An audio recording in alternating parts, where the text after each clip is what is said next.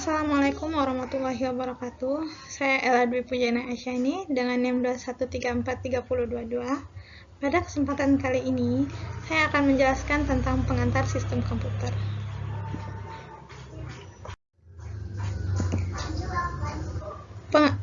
Elemen dasar komputer. Elemen dasar komputer terdiri dari prosesor, memori utama, modul input-output, dan sistem bus. Prosesor. Prosesor berfungsi sebagai mengontrol operasi komputer dan melakukan fungsi pengolahan data. Apabila hanya terdapat sebuah prosesor, prosesor tersebut disebut sebagai Central Processor Unit atau CPU. Selanjutnya, memori utama. Memori utama berfungsi sebagai menyimpan data dan program. Memori ini umumnya bersifat volatil. Memori utama juga disebut sebagai real memory atau memori printer. Yang ketiga, ada modul input dan output. Modul-modul ini memindahkan data antara komputer dengan lingkungan eksternalnya. Lingkungan eksternalnya terdiri dari bermacam-macam perangkat eksternal, yang meliputi perangkat memori sekunder, peralatan komunikasi, dan terminal.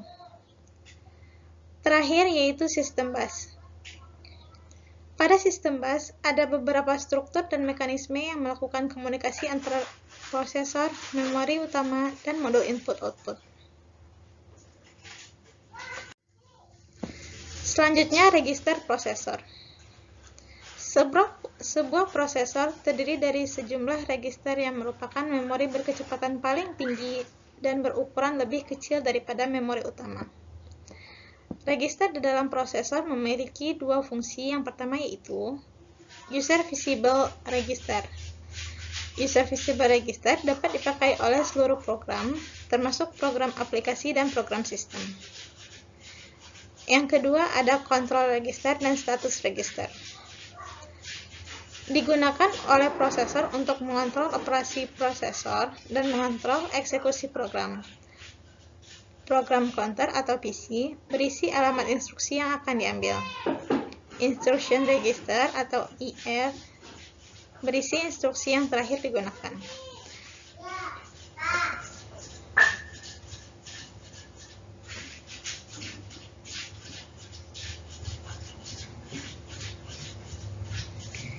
User Visible Register dapat dipakai oleh seluruh program, termasuk program aplikasi dan program sistem.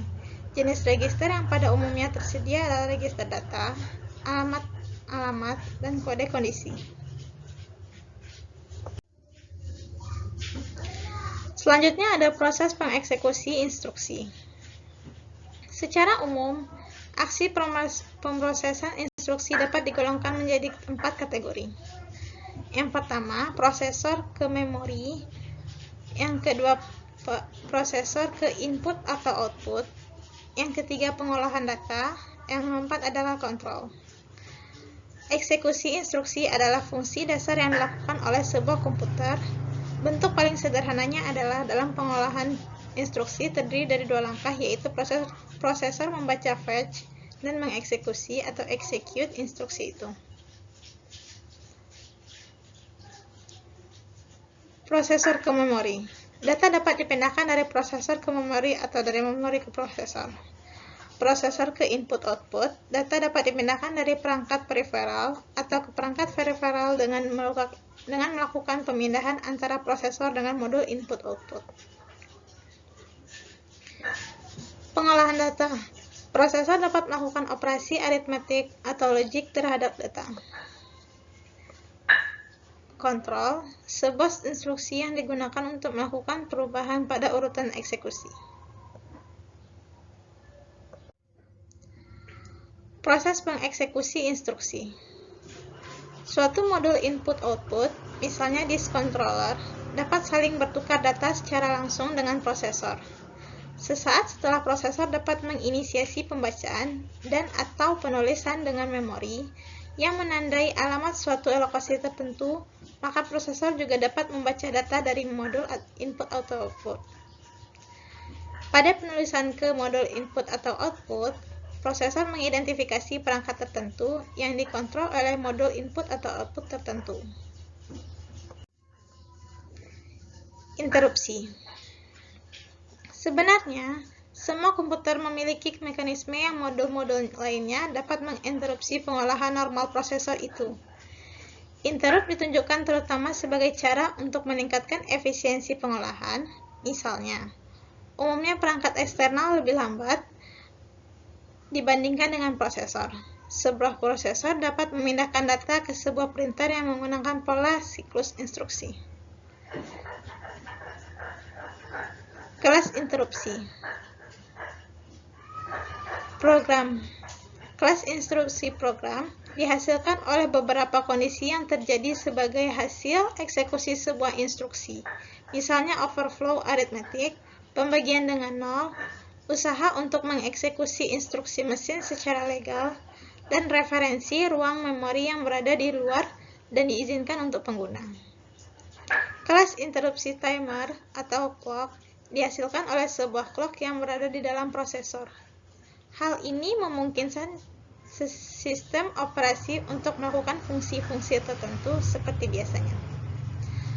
Kelas interupsi input atau output dihasilkan oleh sebuah input atau output controller untuk memberikan tanda selesainya suatu operasi secara normal atau untuk menandakan telah terjadinya bermacam-macam keadaan error. Kelas interupsi kegagalan hardware dihasilkan oleh kegagalan seperti tidak adanya daya listrik atau memori partisi error.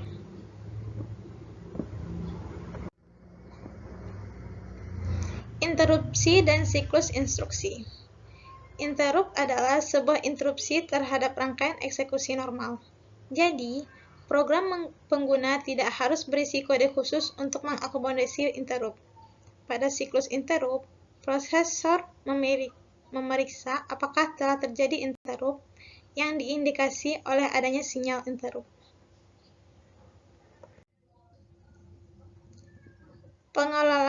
Pengolahan interupsi. Keberadaan interrupt menimbulkan sejumlah event baik di dalam hardware prosesor maupun di dalam software. Apabila operasi input atau output telah selesai, rangkaian event hardware berikut ini akan terjadi. 1. Perangkat akan mengeluarkan sinyal interrupt ke prosesor. Yang kedua, prosesor akan menyelesaikan eksekusi instruksi saat itu sebelum memberikan respon ke interrupt. Yang ketiga, prosesor memeriksa adanya interrupt, menentukan bahwa terdapat interrupt, dan mengirimkan sinyal acknowledgement ke perangkat yang mengeluarkan interrupt. Acknowledgement mengizinkan perangkat untuk menghilangkan sinyal interrupt-nya.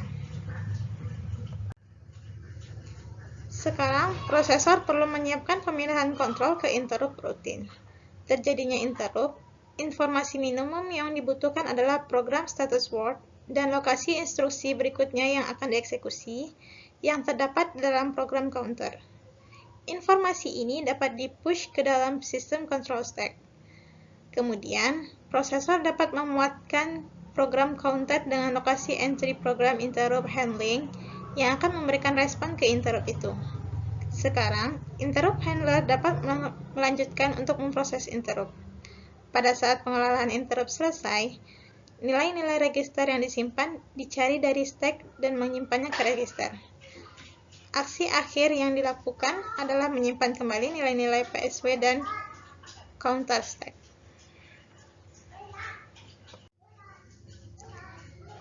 Interupsi jamak. Pada bagian interupsi jamak, dapat dilakukan dua pendekatan, yaitu pendekatan pertama dengan tidak mengizinkan interrupt pada saat interrupt sedang diproses. Pendekatan kedua dengan menetapkan prioritas interrupt dan dengan mengizinkan interrupt yang memiliki interupsi yang lebih tinggi, menyebabkan interrupt handler yang berprioritas lebih rendah untuk menginterupsi dirinya. Selanjutnya, ada multiprogramming. Bahkan dengan menggunakan interrupt pun, sebuah prosesor tidak dapat digunakan secara efisien. Misalnya, apabila waktu yang dibutuhkan untuk menyelesaikan operasi input atau output jauh lebih lama dari kode pengguna di antara dua pemanggilan input atau output, maka prosesor akan ideal dalam waktu yang lebih banyak. Solusi untuk masalah ini adalah dengan mengizinkan beberapa program pengguna untuk diaktifkan pada saat yang bersamaan. Mungkin sekian dari saya. Terlebih dan kurangnya saya mohon maaf. Wassalamualaikum warahmatullahi wabarakatuh.